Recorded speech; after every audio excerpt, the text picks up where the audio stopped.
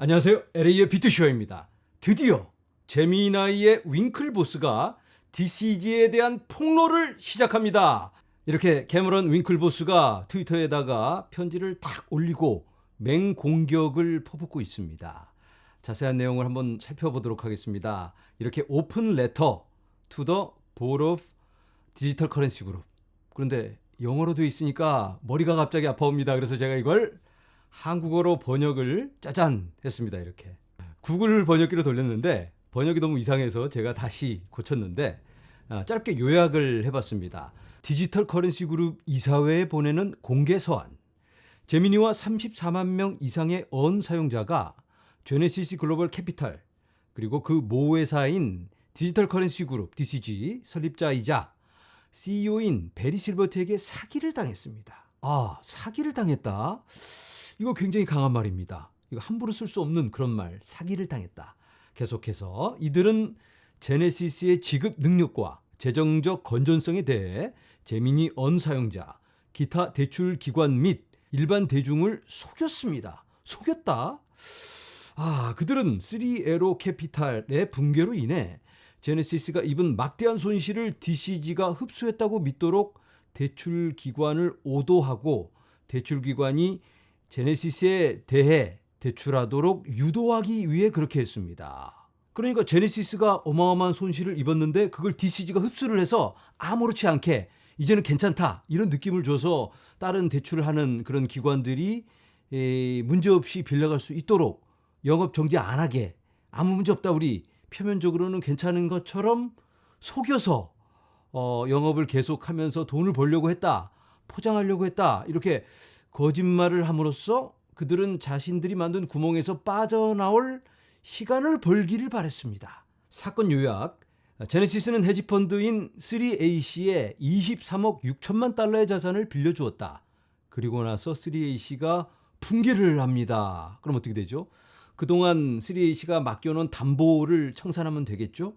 그런데 이 담보가 그렇게 많지가 않았어요. 그래서 담보가 청산된 후 제네시스는 최소 12억 달러의 손실을 봤다.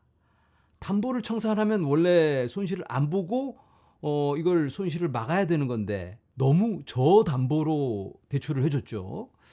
자, 어쨌든 이 시점에서 베리 실버트에게는 두 가지 합법적인 옵션이 있었다.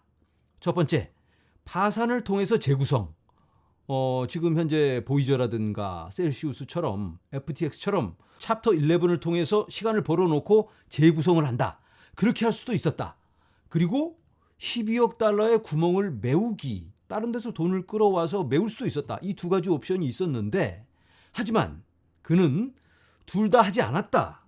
당시 제네시스 대출 장부는 약 80억 달러였으며 이는 3AC의 12억 달러 손실이 대출 장부 자산의 약 15%를 차지한다는 의미입니다. 그렇다면 파산 구조 조정을 통해 언 사용자를 포함한 모든 대출 기관의 자산을 단기간에 완전히 복구하고 유동성에 직접 액세스할 수 있도록 이 부족 부분을 해결할 수 있었습니다. 그러니까 80억 달러의 대출을 해준 상태라면 15%는 얼마 안 되니까 돈을 좀 돌려서 이거를 파산으로 일단 막아놓고 어느 정도는 해결할 수 있지 않았냐 그런 얘기를 하는 건데 그러나 베리는 그렇게 하지 않고 또한 12억 달러의 구멍을 채우지도 않았습니다. 너무 무책임하다 할 수 있었는데 선택의 여지가 있었는데 아무것도 안 했다 이런 얘기인데 대신 그는 DCG가 제네시스에 12억 달러의 지원자금 주입을 했다고 믿게 만들기 위해 신중하게 조작된 거짓말 캠페인에 착수했습니다. 거짓말 캠페인에 착수를 했다. 무슨 거짓말일까요? 7월 6일 제네시스의 당시 CEO는 마이클 모로라는 사람이었습니다. 이 사람이 트위터에 DCG는 장기적으로 사업을 운영하고 확장할 수 있는 자본을 확보하기 위해 3AC와 관련된 제네시스의 특정 책임을 떠맡았습니다. 그러니까 DCG가 이 책임을 떠맡았기 때문에 이제는 문제없다. 돈 수혈을 해서 이제는 비즈니스 계속할 수 있다. 영업 정지 없이 계속할 수 있다. 이렇게 트윗을 올렸다. 그런데 이것은 거짓이었고 속임수였습니다. DCG는 제네시스의 3AC의 손실을 메우기 위해 실제 자금을 한 푼도 주지 않았다. 아, 돈을 한 푼도 주지 않고 준 것처럼 했다? 계속해서 대신 DCG는 2032년 만기인 1%의 이자율로 제네시스와 10년 만기 약속 어음을 주었습니다.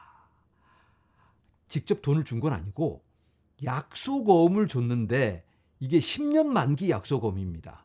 그러니까 10년 후에 줄 수도 있는 그런 어음을 준 거다. 실제 돈은 준 게 아니고 이건 완전히 사탕발림 아니냐? 완전 뻥이다. 속인 거다. 이런 얘기를 하는 겁니다. 거기다 무담보 장기 약속 어음이니까 이거 뭐 액면가 11억 달러인가요? 그걸 그대로 다 쳐주지도 않겠죠. 완전히 뻥이다 이거. 속임수다 얘네들. 그런데 이렇게 속임수였지만 시간을 벌어놓고 비즈니스를 운영하다 보면 여기저기서 돈을 끌어서 막을 수도 있었겠죠. 다만 여기 이 FTX 붕괴만 아니었다면, FTX 붕괴만 아니었으면 이걸 극복했을 수도 있겠다. 그럴 수도 있었겠죠.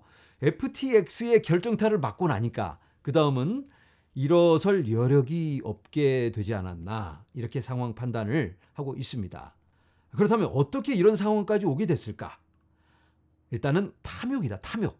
3A시의 낮은 담보를 감안할 때 제네시스가 3A시에 그렇게 많은 돈을 빌려준 것은 독립적인 사업으로 생각할 수는 없다. 제네시스는 3A시가 그레이스케일의 AUM, Assets Under Management, 그러니까 관리하는 자산의 규모, 이걸 급증시킨 거래에 돈을 사용하고 있었기 때문에 무모하게 3A시에 빌려주었습니다. 자, 3A시가 돈을 막 빌려갈 수 있었던 이유는 그 돈을 가지고 그레이스케일의 GBTC에 투자를 했기 때문에, 그렇게 어느 정도 합의 같은 게 있었다? 이렇게 해석을 해볼 수가 있겠죠, 이 말을. 3A시가 GBTC 주식에 대한 효과적인 스왑 트랜잭션에 진입할 수 있도록 했습니다. 그 결과 제네시스는 막대한 위험을 감수하게 되었습니다. 자, 일단은 담보도 거의 없이 아주 저담보로 돈을 막 빌려줬는데 그 돈을 가지고 GBTC를 사서 GBTC 가격을 펌핑을 해주니까 그걸 보고 돈을 막 빌려줬다. 이렇게 돈을 돌리고 돌려서 서로 좋게 윈윈. 그런데 GBTC가 프리미엄이 계속 올라갔습니다. 이렇게 3A시와 같이 조율을 한 게 굉장히 긴 시간 동안 이렇게 한 건데, 이 돈을 빌려서 막 GBTC를 사니까 GBTC 가격이 올라가겠죠. 그래서 실제 비트코인 가격보다 프리미엄이 플러스로 예전에는 굉장히 수익률이 좋았습니다. 그런데 2021년에 들어서면서 시장이 불안해지면서 이 GBTC가 가격이 떨어져요. 프리미엄이. 그래서 마이너스로 전환을 합니다. 그때부터 이 3A시가 힘들어지기 시작한 겁니다. 제네시스에서 돈 끌어서 GBTC 가격을 펌핑하기에는 역부족이다. 3A시 혼자 그걸 하기에는. 그래서 3A시가 손실에 손실을 거듭하고 있었는데, 그런데 치명타는 2022년 6월 3A시가 붕괴를 해버립니다. 샘 뱅크맨 프리드한테 완전히 발리면서 탈탈 털리면서 그냥 싹 다 날려버립니다. 3A시가. 그러면 3A시한테 돈 빌려줬던 제네시스는 어떡하나? 담보, 그 쥐꼬리만한 담보 그거 가지고 뭐 아무것도 할 수가 없습니다. 그래서 엄청난 구멍이 생겼는데 이걸 커버해 보려고 수를 썼다. 그러니까 DCG가 돈을 수여를 한 것처럼 그렇게 언론 플레이를 해가면서 괜찮은 것처럼 시간을 벌어놓고 그 다음에 이걸 해결해 보려고 했는데, 그랬는데 시간만 있었다면 성공할 수가 있었는데 2022년 11월에 FTX가 붕괴를 해버립니다. 그러면서 불똥이 여기저기 튀면서 너도 나도 자빠지면서 다 무너져 내리죠. 그래서 어쩔 수 없이 제네시스도 이제는 나도 타임아웃 잠깐, 나도 돈 없어, 돈 못 줘, 파산이야 이러면서 그동안 뻥이었다, 돈 없다 라고 솔직하게 말을 하면서 자빠져 버립니다. 제네시스한테 돈 갖다 줬던 제미나이는 내 돈 내놔 이러니까 돈 없어, 못 줘, 파산이야 우리 이러니까 제미나이는 어떡하나요? 베리 실버트랑 어떻게 이걸 좀 타협해보고 어떻게 방법을 찾아보려고 연락을 해도 베리 실버트는 미꾸라지처럼 이리저리 도망다니고 안 만나주고 방법을 안 알려줍니다. 해결하려는 의지가 전혀 없다. 그러니까 이제는 이 극약 처방으로 너희들 사기다, 다 까발린다 하면서 이렇게 맹공격을 퍼붓고 있습니다. 여러분들 이거 보니까 어떤 생각이 드시나요? 베리 실버트가 사기꾼 맞나요? 여기에 대해서 베리 실버트가 가만히 있을 수는 없겠죠. 자기한테 사기꾼이라는데. 그래서 답을 달았습니다. 베리 실버트가 트위터에다가 이렇게 딱 편지를 올려요. 공개 소환. 그런데 이 편지가 윙클보스에 대한 답이 아니고 주주들에 대한 편지입니다. 간접적으로 대답을 하는 거죠. 이 편지 내용 살펴보도록 하겠습니다. 자, 그런데 너무 길어서 제가 번역은 하지 않고 중요 요점만 간단하게 설명을 드리도록 하겠습니다. 먼저 여기 해피 뉴 이어, 새해 복 많이 받으세요, 이렇게 시작을 합니다. 그리고 여러 가지 뭐 좋은 말을 하다가 여기 지난 한 해 내 인생에 있어서 가장 힘든 한 해였다, 개인적으로 그리고 프로페셔널리, 비즈니스적으로도. 굉장히 감정적인 호소를 먼저 하면서 부드럽게 시작을 합니다. 그동안 우리가 굉장히 공격적으로 이 코스트를 낮추기 위해서, 유지 비용을 낮추기 위해서 노력을 많이 했다. 지난 몇 달 동안 지금의 이 힘든 상황을 극복하기 위해서 직원들도 내보내고, 그리고 비즈니스도 정리를 하면서 얼마 전에 자산 관리 서비스를 하는 35억 달러 규모의 서비스를 접었습니다. 그런 것들을 포함해서 돈을 줄여보려고 노력을 많이 한다. 우리는 최선을 다하고 있다. 이 어려운 상황을 극복하기 위해서 함께 손잡고 헤쳐나가자. 뭐 이런 내용입니다. 정작 중요한 내용은 이 Q&A, 질의응답으로 답을 합니다. 자, 여기 중요한 질문. DCG가 이 자회사들이랑 어떤 관계를 가지고 있고 어떻게 소통을 하냐. 그랬더니 DCG가 설립된 이후로 자회사들과는 독립되게 따로 운영을 한다. 매니지하는 팀도 다르고 리스크 관련 팀, 법률팀 이렇게 따로 구분이 돼 있다. 독립적이다. 그러니까 쉽게 얘기해서 제네시스하고 우리하고는 관계가 없다. 선을 딱 긋고 가는 겁니다, 지금. 그리고 여기 중요한 질문. DCG하고 이 자회사들과 이 돈을 섞을 수도 있냐? 제네시스랑 섞었냐? 이걸 물어보는 거예요. 그랬더니 답은 NO! 전혀 아니다. DCG는 은행 계좌도 다르고, 그리고 여러 가지 이 코인을 저장해 놓는 계좌, 그리고 재무, 뭐 회계 관련 그런 기록들을 다 따로 분리를 하기 때문에 전혀 뭐 돈을 섞을 일이 없다. 제네시스랑 우리랑 아니다. 관리 따로 한다. 뭐 이런 얘기를 하는 거예요. 그런데 이제 더 중요한 게 이거. DCG가 지금 제네시스한테 얼마 빚졌냐? 그러면 제네시스가 잘못되면 그 빚을 갚아야 되니까 DCG도 위험해질 수가 있겠죠.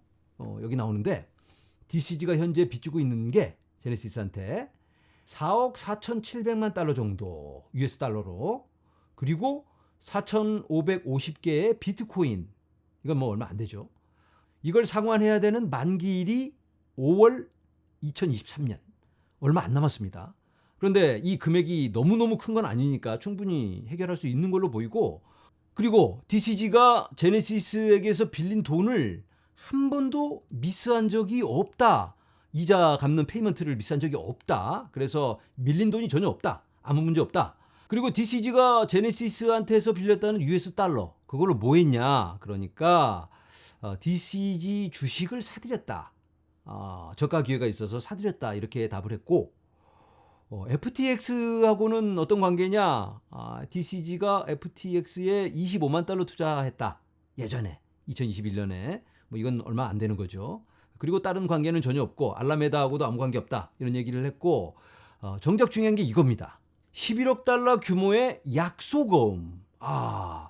이게 조금 수상할 수도 있는, 뭔가 문제의 소지가 있어 보일 수도 있는 그런 약소금인데, 윙클보스의 지적처럼 야, 이거 담보도 없이 빌려주는 너희들 이거 돈 돌리려고 꼼수 아니냐, 이렇게 바라볼 수도 있겠죠. 여기에 대해서는 좀 해명이 필요할 것 같은데, DCG가 제네시스는 충분히 보호할 만한 가치가 있는 그런 회사다. 자금 수혈하는 차원에서 이 약소고움을 써준 거다. 11억 달러 이거 우리가 지원해 줄게. 그런데 시간을 갖고 지금 당장 줄 수 있는 건 아니고 이게 만기일이 2032년이에요. 이건 좀 너무나 길긴 한데 그런데 조건이 이 제네시스가 3A씨한테 받을 돈이 있습니다. 물론 파산을 해버렸지만 이걸 소송을 통해서 어느 정도는 회수가 가능합니다. 그런 권리를 DCG한테 양도를 했다고 합니다. 그래서 3AC를 통해서 구멍 난 거 그거 우리가 메꿔줄게. 그리고 여기서 돈을 받아낸다면 이건 우리가 갖고 이렇게 이 3AC에 대한 피해를 떠안는 조건 그런 조건으로 11억 달러 규모의 약소고움을 끊어줬다. 이거는 지원하는 차원에서 충분히 살릴 만한 값어치가 있기 때문에 이렇게 설명을 합니다. 듣고 보니까 또 그럴싸하죠. 베리 실버트 말을 들으니까 또 그런 것 같고 아까 윙클보스의 말을 들었을 때는 베리 실버트 완전 사기꾼인 줄 알았는데 또 이렇게 설명을 하니까 이런 부분에 대해서는 정확한 조사가 이루어지면 뭐 낱낱이 밝혀지겠죠. DCG에 대해서 뉴욕 동부경찰청에서 내부 거래, 내부 대출에 대한 조사가 있다고 하는데 그거 어떻게 된 거냐 그랬더니 그건 모르는 얘기다. 그런 조사는 없다라고 이렇게 얘기를 해버립니다. 네, 오늘은 윙클보스의 공개 서한 그리고 베리 실버트의 공개 서한을 함께 살펴보았습니다. 여러분들은 어떤 생각이 드시나요? 누구의 말이 진짜고 누가 사기꾼일까? 둘 다 어느 정도는 맞을 수도 있는 거고 우리가 기대하는 시나리오는 DCG와 제네시스의 정확한 선을 그어주고 이 제네시스의 불똥이 튀지 않게 그냥 제네시스만 희생양이 되어서 어쩔 수 없죠. 파산 처리하면서 진행하면서 해결을 해 나가는 게 가장 좋은 시나리오가 아닐까라는 생각이 듭니다. 그리고 제미나이도 어느 정도 책임은 있습니다. 왜냐하면 제미나이한테 돈을 맡긴 고객들은 제미나이를 보고 돈을 집어넣은 겁니다. 제네시스가 누군지도 모르고 제미나이에서 이자 받는 프로그램이 있다니까 돈을 넣은 건데 제미나이가 우리 책임 아니야. 쟤네들이 나쁜 놈들이 하면서 제네시스 쟤네들을 잡자 이러니까 제미나이 고객들은 황당하기도 하고 열받습니다. 그래서 제네시스, 제미나이 둘 다 나쁜 놈들이다. 그래서 제미나이도 지금 굉장히 부담감을 느끼고 화살이 자기들한테도 날라오니까 이거를 화살을 이 DCG, 베리 실버트한테 돌리려고 더 강하게 이렇게 나오는 것도 있습니다. 그래서 이런 부분에 대해서는 어느 정도 합의가 있어야 될 것 같고 물론 제네시스가 어느 정도 커버를 하겠죠. 파산 신청을 하면서 그 과정에서. 그리고 제미나이도 좀 거들어서 고객들에게 좀 피해 보상을 해줘야 되지 않을까 이런 생각이 듭니다. 오늘 베리 실버트의 그 편지 내용 모두가 사실이기를 간절히 바랍니다. 그게 사실이라면 어느 정도 이게 해결할 수 있는 국면으로 나아갈 수가 있는 거니까. 그리고 이 상황이 분명 폭탄으로 불안 요소로 작용을 하고 있긴 하지만 긍정적인 부분도 있습니다. 예전에 테라루나, 3AC, FTX 이런 것들은 갑자기 터져버려서 사람들이 대처할 틈도 없이 무너져 내리고 말았는데 지금의 이 DCG 상황은 벌써 몇 달째 이어오고 있기 때문에 어느 정도는 시장에 지금 반영이 되고 있는 상황입니다. 물론 아주 안 좋은 방향으로 갑자기 또 흘러간다면 추가 하락도 있고 막 시장에 또 패닉이 올 수도 있겠지만 지금 선에서 대충만 마무리가 된다면 악재 해소가 되는 거니까 호재로 작용할 수도 있겠다. 이런 바람을 가져보면서 오늘 여기서 인사드리도록 하겠습니다. 여러분 감사합니다.